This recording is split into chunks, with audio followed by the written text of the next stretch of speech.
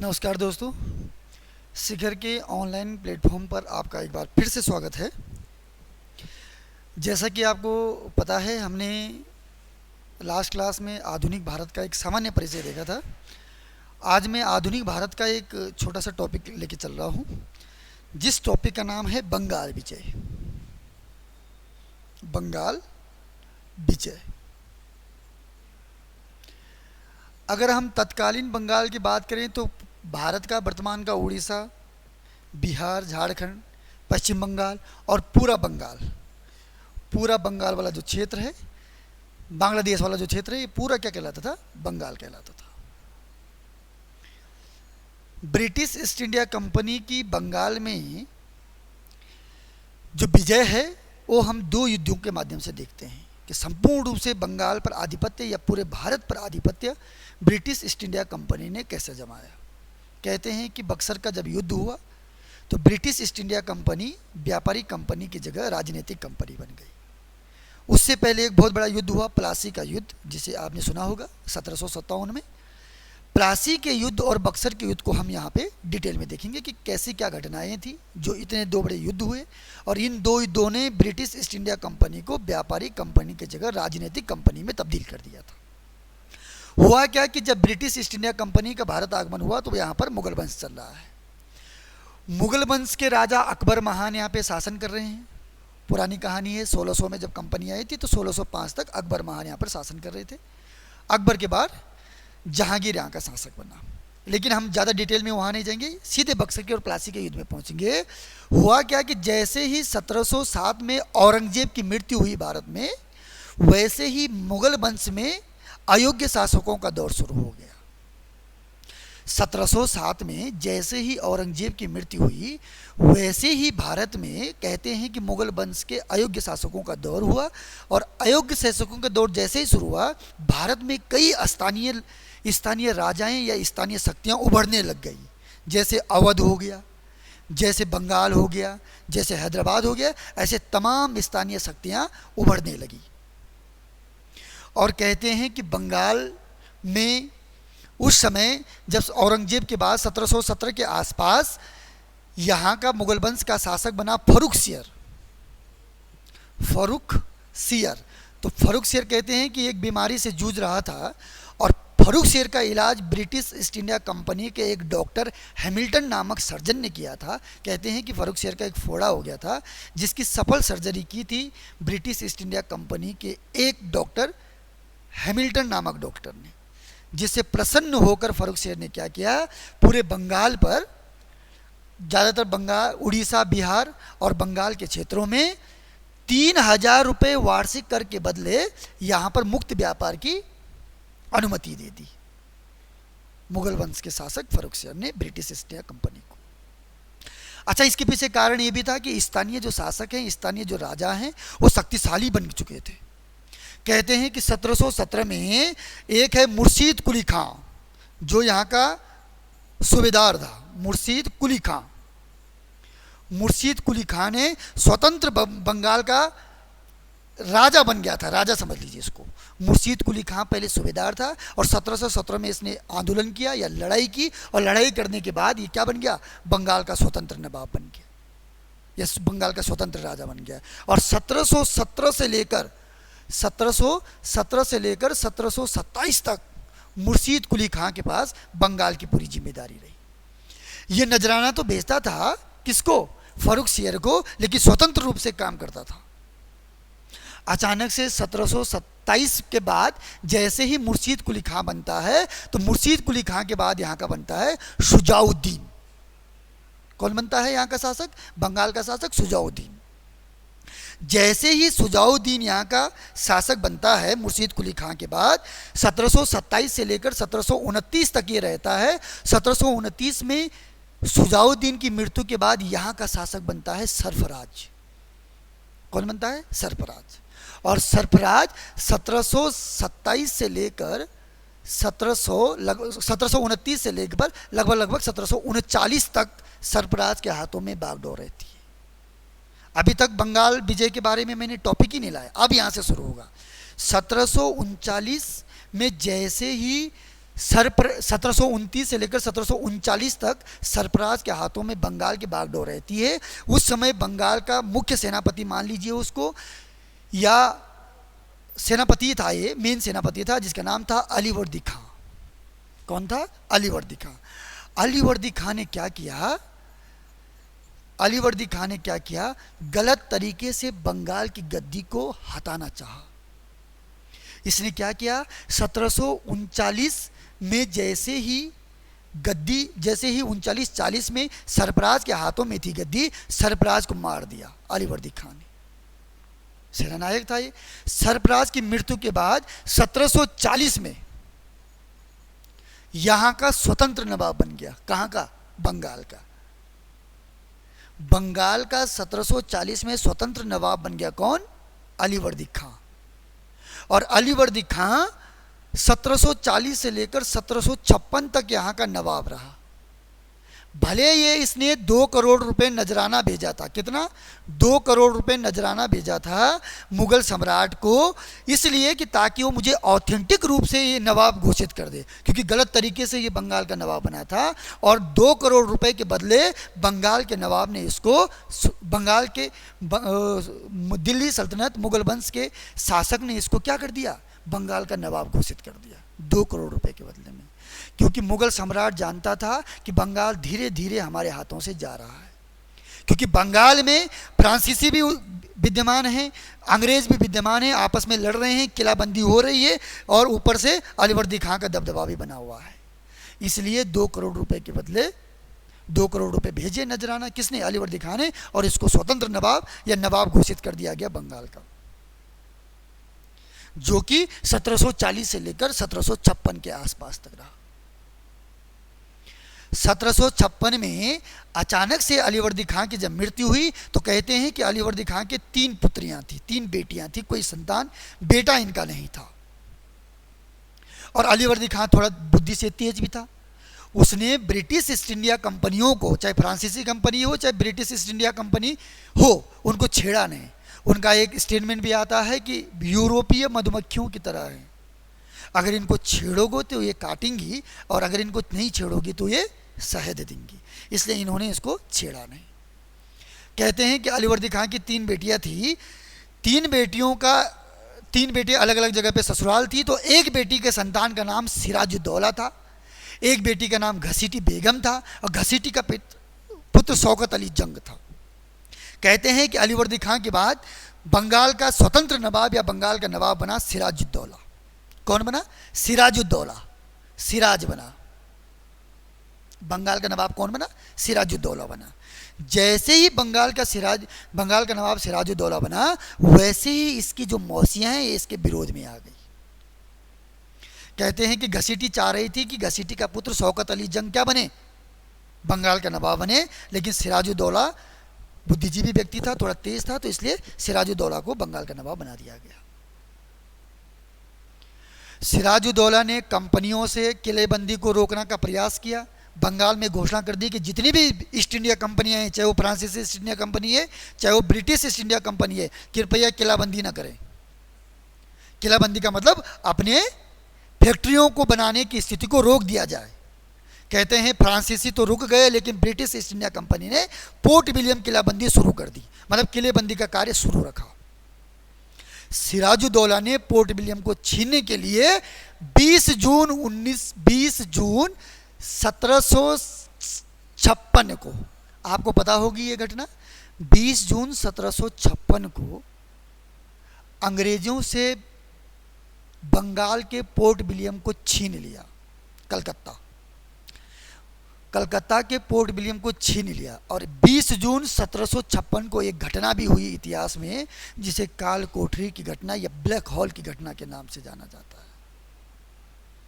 जब अंग्रेजों को सिराजुद्दौला के सैनिकों ने 146 सैनिकों को 146 सैनिकों को गिरफ्तार कर दिया। इनमें महिलाएं भी थी। 146 अंग्रेजों को पकड़ लिया और एक छोटे से कमरे में बंद कर दिया। कहते हैं कि 14x18 का कमरा था, जिस कमरे में कोई रोशनदान, कोई खिड़की नहीं थी, उसमें कैद करके बंद कर दिया 146 अंग्रेजों को। और 24 घंटे बाद जब ये कमरा खोला गया तो 146 में से केवल 23 लोग जिंदा बचे हुए थे। 123 लोगों की, 123 अंग्रेजों की दम घुटने के कारण मृत्यु हो चुकी थी। इसी घटना को आधुनिक भारत में ब्लैक होल या काल कोठरी की घटना के नाम से जाना जाता है। हॉलवेल बताता है इस 23 लोगों में से जो जिंदा बचा एक आदमी जिसका नाम था हॉलवेल। हॉलवेल ने ये सारी घटना पूरी दुनिया में प्रसारित की कि ये बहुत घिनौना काम किया है सिराजुद्दौला ने।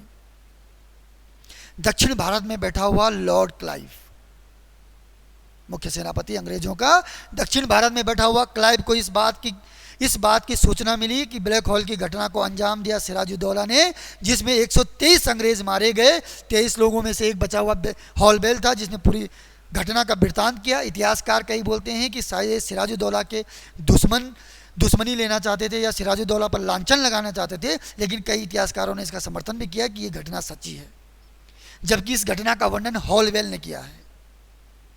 हॉलवेल ने जब इस घटना को बताया तो क्या किया गया, 146 अंग्रेजों का, जिनमें से 123 मारे गए, उनका बदला लेने के लिए क्लाइव ने अपनी सेना बंगाल की ओर भेजी। कहते हैं कि इस बीच सिराजुद्दौला ने क्लाइव के साथ एक संधि की, जिस संधि का नाम है अलीनगर की संधि। और एक और बात बता दूं तुमको, कलकत्ता का पुराना नाम अलीनगर है। कलकत्ता का पुराना नाम क्या है? अलीनगर है। और ये अलीनगर नाम सिराजुद्दौला ने ही कलकत्ता को दिया था। यहाँ पर अंग्रेजों के और सिराजुद्दौला के बीच एक संधि हुई। इस संधि में ये बोला गया कि तुम हमको नहीं छेड़ोगे, हम तुमको नहीं छेड़ेंगे, बात खत्म है। इसके बाद क्लाइव ने कूटनीति का सहारा लिया। कूटनीति का सहारा का मतलब होता है कि सिराजुद्दौला के दरबार में जो दुश्मन थे सिराजुद्दौला के, उनको अपनी तरफ मिलाने की साजिश रची, जिनमें मुख्य घसीटी बेगम, एक सेठ था, सेठ आदमी जो सबको पैसे देता था ब्याज पे, जिसका नाम था जगत सेठ। कई लोग ऐसे थे बंगाल के जो सिराजुद्दौला से नाराज थे, उनको अपनी तरफ मिला लिया। किसने? क्लाइव ने। और कहते हैं कि मेन आदमी जो था, जिसका नाम था मीर जाफर, यह मुख्य सेनापति था किसका? सिराजुद्दौला का। इसे अंग्रेजों का पालतू भेड़िया भी कहा जाता है। मीर जाफर को अपनी तरफ मिला लिया क्लाइव ने। जैसे ही क्लाइव ने मीर जाफर, घसीटी बेगम, घसीटी का पुत्र शौकत अली जंग, कई लोग थे, जैसे जगत सेठ भी था इनमें, इन सारे लोगों को अपनी तरफ मिला लिया। वैसे ही जब सिराजुद्दौला ने घोषणा की थी कि आप किलाबंदी रोक लीजिए, तो फ्रांसीसियों ने रोक दिया था इस मामले को, तो सिराजुद्दौला का झुकाव थोड़ा फ्रांसीसियों की तरफ चल दिया था। और जब हम फ्रांसीसी पढ़ेंगे तो फ्रांसीसियों की सबसे बड़ी बस्ती चंद्रनगर में स्थापित हुई थी। और लॉर्ड क्लाइव ने अलीनगर में कहा था कि हम एक दूसरे को नहीं छेड़ेंगे, लेकिन ये बात क्लाइव जानता था कि सिराजुद्दौला का झुकाव थोड़ा फ्रांसीसियों की तरफ है। चंद्रनगर पर आक्रमण कर दिया क्लाइव ने। यह बात सिराजुद्दौला को नहीं पता थी कि सिराजुद्दौला के जो स्थानीय लोग हैं वो क्लाइव की तरफ मिले हुए हैं। मेन आदमी ये था मीर जाफर, जो मुख्य सेनापति था। कहते हैं कि जैसे ही चंद्रनगर पर आक्रमण किया क्लाइव ने, फ्रांसीसियों ने गुहार लगाई सिराजुद्दौला से कि हमारी हेल्प कीजिए, और सिराजुद्दौला ने युद्ध की घोषणा की। और ये युद्ध कहाँ हुआ? बंगाल के प्लासी में। घटना है 23 जून, याद रखिए इसको, 23 जून 1757 की घटना। कब की है? 23 जून 1757 की, बंगाल के प्लासी गांव के मैदान में यह युद्ध हुआ। कहते हैं कि जैसे युद्ध लड़ने गए सिराजुद्दौला की सेना और ब्रिटिश ईस्ट इंडिया कंपनी की सेना, तो आमने सामने जब खड़े थे तो सिराजुद्दौला की सेना के सामने ब्रिटिश ईस्ट इंडिया कंपनी की सेना बहुत कम नजर आ रही थी। मीर जाफर ने सिराज को महल भेज दिया, ये कहते हुए कि इनको मैं खुद देख लूंगा। सिराजुद्दौला को यह बात पता ही नहीं थी कि मीर जाफर अंग्रेजों की तरफ मिला हुआ है। कहते हैं कि जैसे सिराजुद्दौला वापस महल आया, वैसे ही मीर जाफर ने घोषणा कर दी कि कोई भी ब्रिटिश ईस्ट इंडिया कंपनी के साथ युद्ध नहीं करेगा। कहते हैं कि सिराजुद्दौला के कुछ लोग हितैषी थे, जैसे मीर मदाम मोहनलाल जैसे लोग, इन लोगों ने कुछ देर तक युद्ध किया, लेकिन ये ब्रिटिश सेना के सामने ज़्यादा देर तक नहीं टिक पाए। प्लासी के युद्ध में ब्रिटिश ईस्ट इंडिया कंपनी को विजय प्राप्त हुई। महल में जाकर मीर जाफर के पुत्र मीरण को मीर जाफर ने क्या कहते हैं, ऑर्डर दिया कि जाओ सिराजुद्दौला की हत्या कर दो। कहते हैं ये बात सिराजुद्दौला को पता लगी कि मीर जाफर ने धोखा दिया है। सिराजुद्दौला महल से भाग गया। पीछा करते हुए मीरण के कहने पर एक व्यक्ति ने, मीरण कौन है, मीर जाफर का पुत्र है, मीरण के कहने पर एक व्यक्ति ने सिराजुद्दौला की हत्या कर दी। प्लासी का युद्ध का परिणाम क्या हुआ कि बंगाल के नवाब सिराजुद्दौला को मौत के घाट उतार दिया गया। यानी कि पूरे बंगाल पर अंग्रेजों का आधिपत्य हो गया। अंग्रेजों ने क्या किया, बंगाल का नवाब मीर जाफर को घोषित कर दिया। अब मीर जाफर केवल सांकेतिक नवाब था। मीर जाफर कठपुतली की तरह काम करेगा, क्योंकि ब्रिटिश ईस्ट इंडिया कंपनी का नवाब बनाया हुआ है कौन, मीर जाफर। इसलिए मीर जाफर को अपनी मनमर्जी न चलाने दिया, बल्कि पूरी कंपनी की मर्जी चली। मीर जाफर एक सांकेतिक नवाब था। जब कुछ समय तक मीर जाफर ये करता रहा, लेकिन 2-3-4 साल बाद ये परेशान हो गया, तो इसने क्या किया, अपनी मनमर्जी चलानी शुरू कर दी बंगाल के बाजारों में। कहते हैं कि इससे अंग्रेजों ने कहा कि अरे हमने इसको नवाब बनाया और अब अपनी मनमर्जी चला रहा है बंगाल के बाजारों में। कहते हैं कि मीर जाफर को गद्दी से हटाकर मीर कासिम को गद्दी पर बिठा दिया, जो कि मीर कासिम मीर जाफर का दामाद था। अब गद्दी पर कौन बैठेगा बंगाल के, बंगाल की गद्दी पर बैठेगा कौन, मीर कासिम। मीर कासिम थोड़ा दूरदर्शी व्यक्ति था, थोड़ा बुद्धिजीवी आदमी था। मीर कासिम ने क्या किया, स्टार्टिंग से ही अपनी मनमर्जी चलनी शुरू कर दी। कहते हैं कि बंगाल और ब्रिटिश ईस्ट इंडिया कंपनी के व्यापारियों के बीच काफ़ी खाई थी। कुछ चीज़ केवल ब्रिटिश ईस्ट इंडिया कंपनी के जो व्यापारी थे वही बेच सकते थे। एक नियम चला रखा था जिसको बोलते थे दस्तक। दस्तक केवल ब्रिटिश ईस्ट इंडिया कंपनी के मालिकों को या व्यापारी को ही प्राप्त था, दस्तक। अब प्रश्न ये है कि दस्तक क्या होता था। दस्तक एक परमिट होता था, ऐसा परमिट जिन पर ब्रिटिश ईस्ट इंडिया कंपनी के व्यापारी जो बेचेंगे उन पर उनको टैक्स नहीं देना पड़ता था, जबकि बंगाल के व्यापारी जो बेचेंगे उन पर टैक्स देना होता था। सबसे पहले मीर कासिम ने क्या किया, यही दस्तखत बंगाल के स्थानीय व्यापारियों को दे दिया। यानी कि बंगाल के व्यापारियों और ब्रिटिश ईस्ट इंडिया कंपनियों के व्यापारियों के बीच की जो खाई है वो दूर हो गई और दोनों समान रूप से बंगाल में व्यापार करने लगे। कहते हैं कि मीर कासिम के इस काम से और भी अंग्रेज परेशान हो गए कि अरे हमने सोचा कि मीर जाफर से अच्छा होगा मीर कासिम, लेकिन ये तो उससे भी खराब निकला। उन्होंने क्या किया, दोबारा मीर जाफर को गद्दी पर बिठा दिया, मीर कासिम को गद्दी से हटा दिया। अब दोबारा कौन बन गया, मीर जाफर गद्दी पर बैठ गया बंगाल। ये बात मीर कासिम को बहुत बुरी लगी। मीर कासिम के आत्मसम्मान पर यह बात ठेस थी कि मुझे हटाया, मुझे बनाया मेरे बिना मर्जी के, बना दिया कोई बड़ी बात नहीं थी, लेकिन हटाना बड़ी बात थी। हटाया क्यों? मीर कासिम ने ब्रिटिश ईस्ट इंडिया कंपनी से बदला लेने के लिए 3 बड़े क्षेत्र के राजाओं को अपने साथ मिलाने की साजिश रची, जिसमें अवध का नवाब शुजाउद्दौला और मुगल सम्राट शाह आलम द्वितीय को कांटेक्ट किया और कहा कि हम अंग्रेजी ब्रिटिश ईस्ट इंडिया कंपनी को बंगाल से बाहर फेंकना चाहते, खदेड़ना चाहते हैं। कहते हैं कि अवध का नवाब शुजाउद्दौला और मुगल सम्राट शाह आलम द्वितीय ने मीर कासिम का सहयोग दिया। और ये त्रिगुट संगठन जब मिला, इस त्रिगुट संगठन के बीच एक युद्ध होगा, और वो युद्ध होगा 1764 में, 1764 में, जिस युद्ध को बोलेंगे हम बक्सर का युद्ध। क्या बोलेंगे?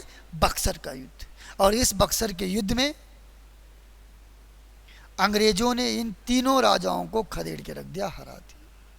कहते हैं कि मीर कासिम भाग गया, जबकि शुजाउद्दौला और शाह आलम द्वितीय को बंदी बना लिया गया, मारा नहीं अंग्रेजों ने। और शुजाउद्दौला और शाह आलम द्वितीय के बीच अब अंग्रेज क्या करेंगे, 2 संधियां करेंगे, जिसको इलाहाबाद की संधि कहेंगे। और कहते हैं कि बक्सर के युद्ध के बाद ब्रिटिश ईस्ट इंडिया कंपनी व्यापारिक कंपनी की जगह राजनीतिक कंपनी बन गई। अभी सिर्फ इन दोनों युद्धों का एक सामान्य परिचय था। ये हम इसको बहुत डिटेल में भी पढ़ेंगे, डिटेल में भी जानेंगे, सारे फैक्चुअल इन्फॉर्मेशन को नोट डाउन किया जाएगा और पूरी कहानी के माध्यम से ये पूरी स्टोरियाँ बताई जाएंगी आपको। आज के लिए बस इतना ही। बहुत बहुत स्वागत है, बने रहिए।